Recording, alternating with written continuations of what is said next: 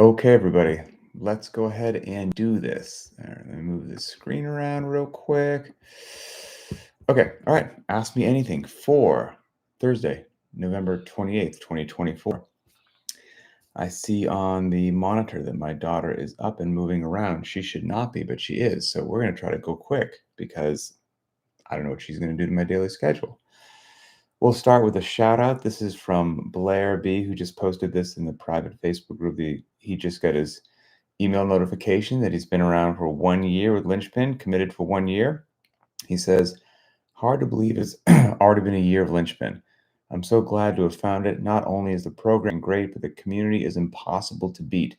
My past year of fitness has included 294 training days, PR in deadlift, PR in bench press, PR in shoulder press, 2 times body weight back squat, which is a PR at my current weight, PR in pretty much every Olympic lift. Cut my 500-meter row into the 128s. Yikes, that's crazy. Feels good to hit so many milestones. So, very cool. Congratulations. Okay, let's dive in, like I said, not to waste any time. So, first question. Got my coffee. Life's good. From Jody D. When we're out of gas or in muscular failure doing a set of an exercise during a workout, for example, thrusters, pull ups, or push ups, and need to rest before continuing the work, is it best to, number one, rest a short period of time, then get back at it, likely ticking off the remaining reps by performing grief singles, rest a bit longer, and possibly earn more reps than a single? Number three, or do both strategies have merit? Cool question. Generally speaking, you want to probably be doing more than singles, but that's not entirely true. So I would rest if I go back, for example, like something like a thruster, I'm going to be able to do 4 to 7. Let's go ahead and say that. And that to me is different than something like um, a clean and jerk. Okay, because a thruster doesn't start from the ground. You have to get it to the front rack position, right? So, I mean, every time you drop the bar, you have to do a power clean that doesn't really count for anything, or a squat clean. So I don't want to be at singles with something like a thruster and then turn each thruster into a squat clean thruster. Whereas if you're doing something like Grace and every clean and jerk starts from the ground and you start off with chunks of 8 reps or 10 reps or 5 reps, whatever, and then you get 2 singles, well, since every rep from the clean jerk starts from the ground, singles can be an effective strategy. So it just depends. And same deal with pull-ups as well. I would also say it depends upon where you are in the workout. If you're in the final set of 9 on like Fran 2159 and you're reduced to pull-ups, you can do quick singles on pull-ups potentially faster than you waiting to do 3 sets of 3. So it also depends a little bit on that. But generally speaking, it depends on the movement. I try not to get down to singles on something in which singles doesn't make strategic sense. And my general thing is if I have to break things during workouts, is I tell myself, small rest, small sets, small rest, small sets. So for example, I can't do any more of fill in the blank. I'm going to set the dumbbells, the kettlebell, the whatever down on the ground. I'm going to walk to the wall, touch the wall, and walk back. Okay, that's a confined. I can't let my rest get out of control. It's a small rest. And when I get back, I'm going to touch that object and do a small set. And then I'm going to take a small rest, small set. I'm going to keep myself on this cadence instead of saying I'm going to rest 2 minutes and then do a bigger set. That's just generally how I roll. But you should also feel free to play with it. Okay. Eric C. AMA on the holiday. That's dedicated. Thanks, man. Appreciate it. Hope you have a good holiday as well. Chris U. How necessary is following the week's workouts in order? Depending on time, location, I usually jumble up the week. Ideally, you follow the workouts in order because they are not laid out in a random, just throw something at the wall and see if it sticks way. They'll be laid out, generally speaking, for purposes of what's happening with the gross movement patterns. Below parallel on this day, we're probably going to wait a couple days before we go below parallel again. And we usually wouldn't smash those back to back unless we're doing it for a very intentional purpose. Same with overhead, light, heavy, time domains, things like that. So generally speaking, you want to follow the workouts in the order that they're laid out. But Life doesn't care about that. So if life demands that you jumble up your schedule, then you got to jumble up your schedule. And that's just the realities of living on planet Earth. If you can develop an eye for the gross movement patterns, time demands, and loadings, and maybe even if you have to jumble them, you can jumble them for you in a way that still pays attention to those overarching themes and big concepts. I think that would be great. Nick B, favorite and most liked Thanksgiving holiday food. I love pumpkin bread. I don't know if we're having it today. Absolutely love it. Can't stand cranberry sauce. Brian T. This week we had clean and jerks as the heavy day, and they showed up again as Friday's workout grace. I read your program book and listened to all of your podcasts related to thoughts on how you program. Just curious on the thought process of these two showing up in the same week. Happy Thanksgiving. Yes, indeed. That was kind of, I thought, certainly unique and kind of cool. I want to give people exposure to the same movement, but with some significant differences and spread up with several days in between. Getting back to Chris's question about do the workouts have a particular order? Yes. And so we went heavy with the clean and jerk in the week, 5 sets of 3, full clean, receiving it below parallel, squat clean, triples, big weight, low rep, multiple minutes of rest between those triples, dedicated heavy day. And then we're going to take that same movement, not go below parallel, do a power clean and jerk, more in a metabolic conditioning, muscular stamina workout with grace. 30 clean and jerks at 135 or 95. So two movements, but different, below parallel, not below parallel. Wildly different deal with loading as well and the stimulus as well. So that'd be kind of a cool thing for people to get exposure to. From Phil J. I recently read a claim that anyone programming accessory work, that basically it's not the way that you should program. Athletes always sandbag because they're exhausted, et cetera, et cetera. So it sounds like it's dumb. And if accessory work is needed, it's just you're doing something wrong. In your experience, when do you think accessory work is most beneficial? And how can coaches avoid turning it into a collection of randomly assembled exercises? As an athlete and amateur exerciser, how do you determine whether the accessory work is effective for you or is it just filler? So, a couple things. Number one, sounds like my daughter is up. She shouldn't be. Let's see. She sounds like she's entertaining herself. I've been very vocal and open at Linchpin that the accessory work is optional. It truly is. You don't need to do a single piece of accessory work for your entire time on this planet to be wonderfully healthy, fit, fast, and strong. So that's it. It is truly, truly optional.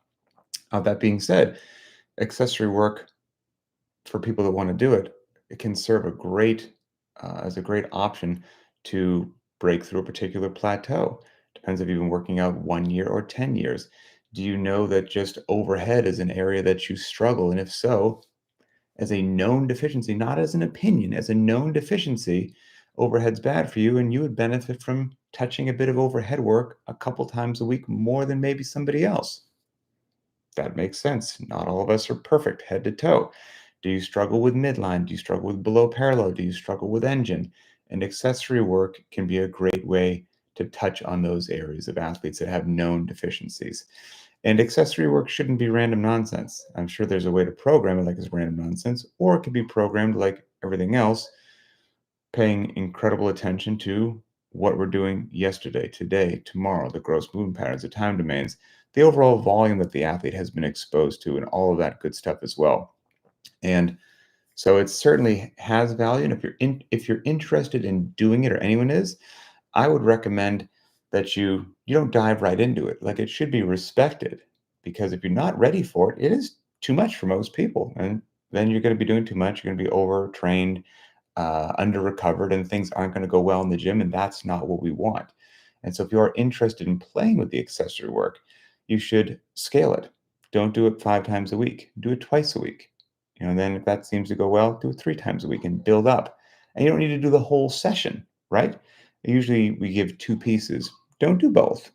Do one, or do half of each one, but like do this crawl, walk, run approach, and then really listen to your body, because the overall most important thing that you're doing is the workout of the day.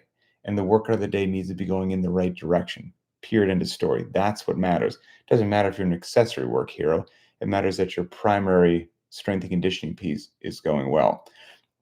I would also say, as a broader brush thing, is the world we live in with social media, and everybody's got a blog, everybody's got a video, everybody's got a YouTube channel, everybody's got a whatever. Um, the fact that somebody wrote an article doesn't mean a lot to me. Hold on a second. Yes, honey. Hold on 1 second. Hold on. Get in bed. Get in bed. You know it's not.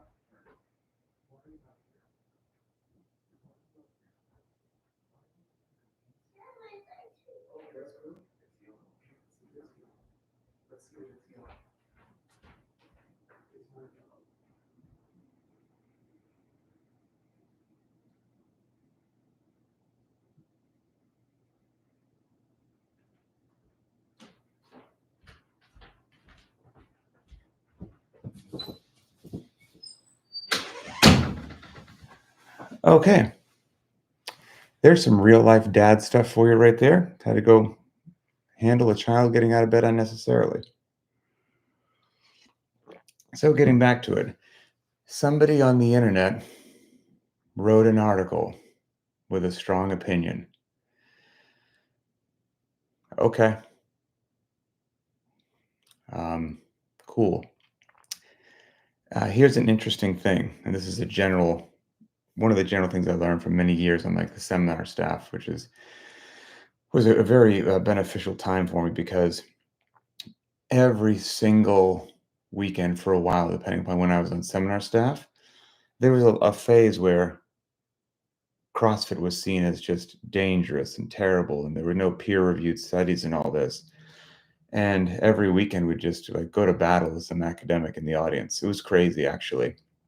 And what's interesting is if somebody says something, there's this weird thing where it sounds like you have to defend yourself, but you don't. The onus and the responsibility is on the individual who made the original claim. So if somebody says CrossFit is dangerous, or writes an article that says CrossFit is dangerous, it's not on me, it's not my responsibility to refute that article and tap dance and get defensive and be like, oh, here's why it's not. No, that's not how it works. The onus and responsibility is on the individual making the original statement that CrossFit is dangerous to back that up with irrefutable factual evidence and proof that's undeniable. Cool. Or write it and say that it's an opinion piece and that it's not fact, this is just your opinion. That's cool. But most people don't do that. They present their opinions as if they are indisputable facts. It's warning sign number one. Warning sign number two is, generally speaking, making some sort of claim in strength and conditioning that the way that you're doing it is the only way and it's right. And everybody not doing it in line with what I think is wrong. That's a big warning sign as well. I've been profoundly fortunate over the last 20 years to interact with a ton of different people. Plenty of whom are far smarter than me, multiple different disciplines, and now even like with Varied Not Random, I interview people all the time, from Olympians, people who are just Olympic lifters, just gymnasts, D1 strength and conditioning coaches. Yesterday, I interviewed somebody for Varied Not Random. It'll post in a couple weeks that is one of the best deadlifters in the world, has deadlifted north of 1,000 pounds. I've got a kettlebell expert lined up. I'm going to speak with a doctor who specializes in obesity, and she's a big fan of pharmaceutical intervention. Like, very thinks it's a very pro. We're going to hear her point of view in that. Basically speaking, like, wide range of experts, huge sometimes discrepancies in how they do business. And the most important thing that I've learned is there's rarely one way to get to the finish line. I've seen all sorts of different coaches with all sorts of different methodologies and thought processes get their athletes fitter, faster, and stronger, and build a good community and be healthy. I have not seen that there's only one way to do it and the other way is wrong. That's really weird, and it just makes an alarm bell go off in my mind that somebody's selling something, they're pushing something, they have an agenda, they're looking for clickbaits. It's really strange to me. So, you know, so somebody on the internet wrote an article. Cool. Cool. What I think should drive people's opinions is just the truth.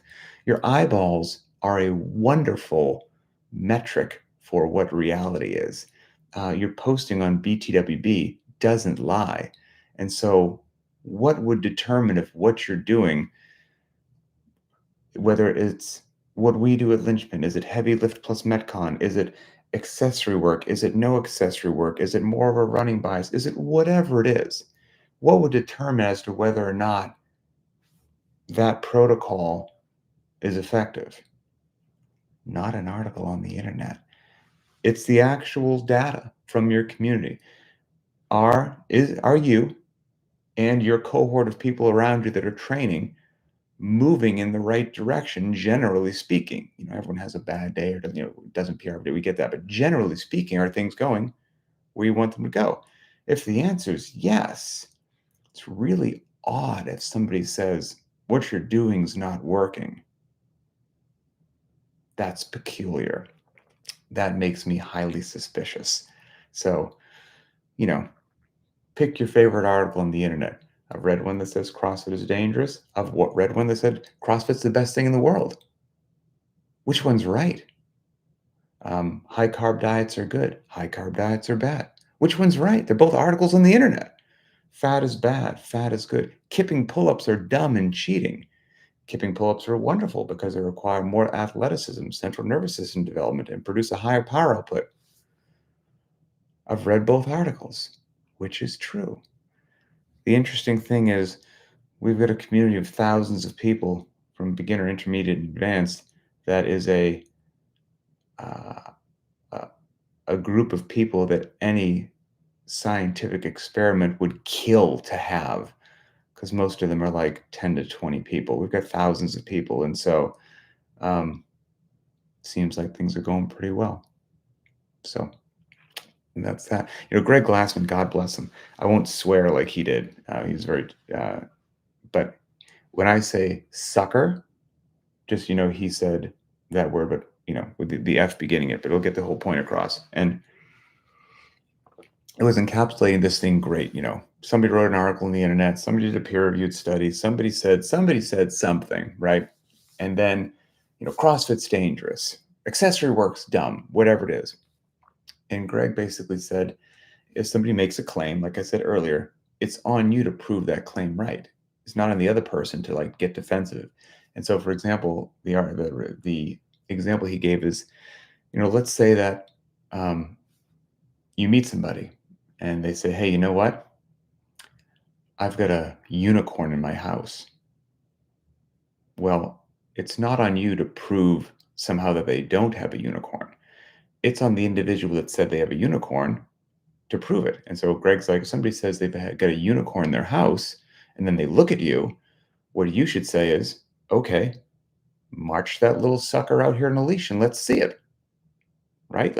Prove it. I don't have to disprove it. You have to prove it.